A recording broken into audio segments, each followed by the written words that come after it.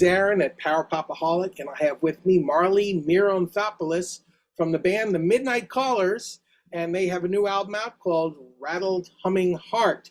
How you doing today, Marley? Doing great. It's good to be here. Thank you so much for having me. Sure. I really loved your debut album, Red Letter Day, when it came out. I thought Marty at Gem Records really scored gold when he got you guys. But I didn't know anything about how the band got put together in the beginning. So before we get to the new album, tell me a little bit of history about how you got started with the Midnight Callers. Sure. Chris and Julian were in this mod rock, like 60s band called London Egg.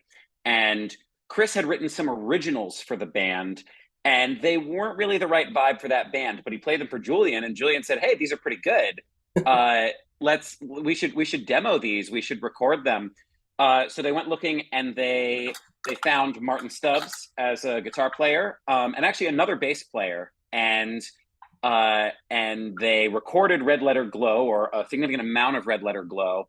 And as they were sort of gigging in the run up to recording it and in the recording process for it, they said, this is like these songs are a good sound. This band has a good vibe. We should, be like a real band. And so that was the genesis of the Midnight Callers. And then I came in right at the end of the Red Letter Glow recording process and joined up with them, and we sort of went from there. Okay, great. It's interesting that the origin started with London Egg, and I covered London Egg on Popaholic years ago when they put out a couple of EPs and an album. So it's good to hear that they morphed into something even better, in my opinion. So basically, so you came in towards the tail end of that opening first album. How did you guys approach and the songwriting and the recording for Rattled Humming Heart? I mean, where did you basically say we want to alter the sound a little bit from the first album, or who was the principal songwriter? So Chris and Martin do most of the original demoing. Okay. And then they'll bring songs into rehearsal. What I think I would say is really different about this record as opposed to Red Letter Glow is that it's written for this band, right? So writing the songs for Red Letter Glow were about finding a sound, and then writing the songs for Rattled Humming Heart that process was about using the sound. Got it.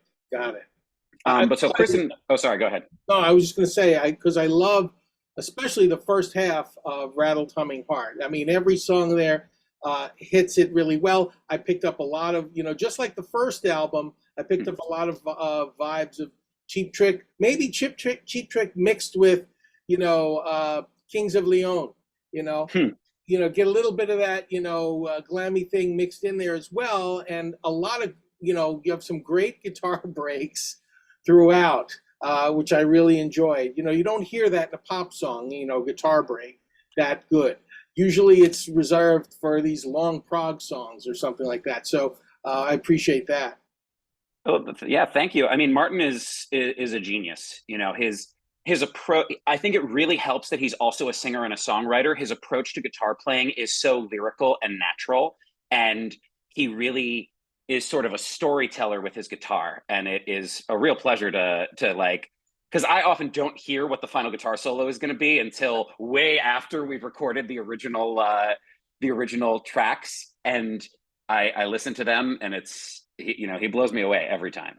I mean, some of these songs also from Rattled Humming Heart just sort of lend themselves to live performance, like the song Step. I mean, that must sound amazing in a club. Have you performed any of this stuff at all? Yeah, we play, I think we've played almost every song from the album during a live show at some point or another, and there are 6 or 7 that are in basically all of our live sets. One of the motivating processes for us to finish the songwriting for this album was that we would book these really long shows, 2.5, 3 hours of music. Wow. And, Red Letter Glow was 46 minutes or something like that. So we needed some more material, and it was a nice motivating factor to get these songs finished up. And a lot of them were sort of field tested for a while before we went into the recording studio, which was really nice because when we would go into the studio, we would be able to say, I don't know about this part. It doesn't really feel like it's working. And we didn't have to rely on a demo or on the recording process to naturally suss those things out. We would know from our experience playing them live.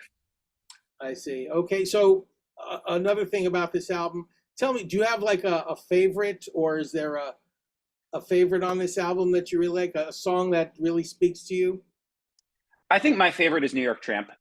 And to me, the reason why my favorite is New York Tramp is that, maybe one day we'll release a whole album that's just the 11 stages of New York Tramp as a song. The original demo of it was almost a completely different song. Really? And yeah, and going through the process, and Martin does a demo, brings it into rehearsal, we try it, we mess around with it, this stuff's working, this stuff's not. He comes in 2 weeks later, he's completely reworked it based on how things were going. It was really sort of a saga getting it to where it is, and it was a really satisfying process. So I think just in terms of what I associate sort of emotionally when I listen to the songs, there's some real satisfaction in New York Tramp from knowing how collaborative and really fascinating from my perspective the process of just having that song come into creation was. Great. I mean, it's a wonderful song, and it's great that it starts the whole album off. And also, some of these things I think have like certain meaning. They aren't as, I think some of them are a little bit tighter and a little bit have a little bit more meaning to them. Like "Girl on the Run," I think is a pretty interesting story song. And I also like the fact that you added a ballad to this one, "Maggie," which is a really nice ballad. It kind of breaks things up towards the end of the album. Is there any place, I guess, that you feel that you'd like the band to explore more?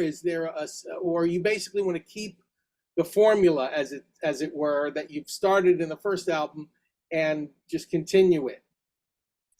Well, I think what I think it would be most interesting to me, looking ahead in terms of the songwriting, would be, like I said, this album was really about saying, okay, now we know what our sound is.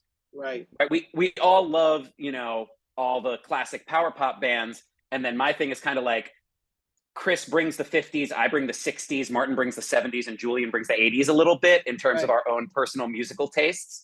But so this album had a lot of, okay, so like when we do a glam song, kind of what does that sound like? And that's what Without You became.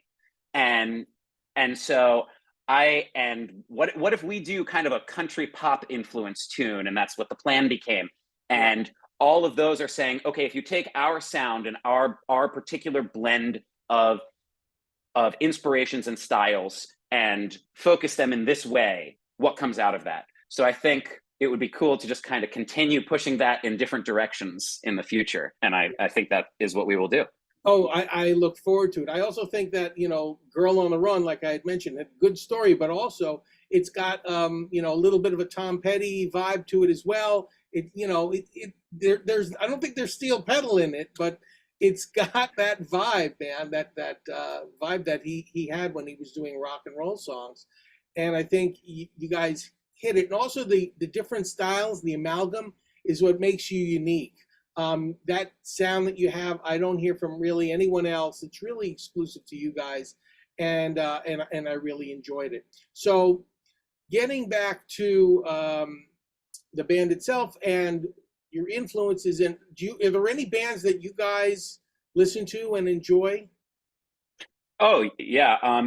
One of the great things about being in this band for me is that I was not as immersed in the power pop world. I just didn't know all that much power pop music. So, Martin sends me this Spotify playlist of like, and says, study up, but You froze a little bit. oh, sorry. Can you restart? I edit this, so you can restart Sure. the answer. Yeah, one of the great things for me about being in this band is that I was aware of a lot of the most famous power pop songs, but I was not nearly as immersed in the genre as Chris or Martin, especially. And so Martin sends me a playlist that's all like the Raspberries, Big Star, and Cheap Trick, and says study up. And it was really great to get to be exposed to a lot of that stuff. And then we all kind of have sort of our own artists that we're sort of constantly turning one another onto. Like I've been listening to a lot of White Denim during the recording process for this album, just because Martin said, "Hey, have you checked out White Denim? They're really good." And I said no, and he sent me some of his favorite stuff. And that's one of the great things about being in a band, is especially if it's already like-minded folks in terms of the music that they like, it really gives you the opportunity to both share the music that you're excited about and get musical recommendations from people who probably have pretty similar tastes to yourself. Well, that's great, and it's always great to meet a Power Pop convert. Welcome to the club. Thank you so much. So glad to be here. We're trying to spread the word of this type of music to like everybody, so it eventually picks up more steam like it did in the late '90s and early 2000s when bands like the Jellyfish were around. Right. But tell me, whoa, sorry. So I recognize that song. That was the plan. Yes. So is there any plan? What are the plans now to support this album now that it came out? What are your live dates looking like? Are you traveling across country, staying on the East Coast? We're pretty heavily focused on the Northeast. So on July 22nd, we are in Roscoe, New York. That Roscoe. How many miles to Roscoe is it? Yeah, if you go see the show in Roscoe, take a screenshot of your GPS when you're 41 miles away and send it to us. We never get tired of that joke. I know Roscoe. So where in Roscoe are you actually playing? We're playing at a summer festival on July 22nd. So we'll be there from 4 to 7 p.m. And then on July 29th, we'll be in Ringwood, New Jersey at Drew's Place. At the end of August, it's whatever the last Sunday is. I would have to look up whether it's the 25th, the 26th, or 27th, but it's like one of those. We will be at Cisco Brewery in New Bedford, Massachusetts. And then at the end of September, we will be playing at the Big E, the Eastern States Exposition in Massachusetts. Awesome. Well, I appreciate this, Marley. Thank you so much for your time. We went here rather fast. We're all having a good time, and before you know it, the time's up. So, but I appreciate the music, and keep doing what you're doing. I wish the band a lot of success, and I hope everyone out there listening gets a copy of Rattled Humming Heart. It is a great album, highly recommended on my site. So, thank you so much, Marley. Thank you so much for having me, Aaron. Keep spreading the good word. I will.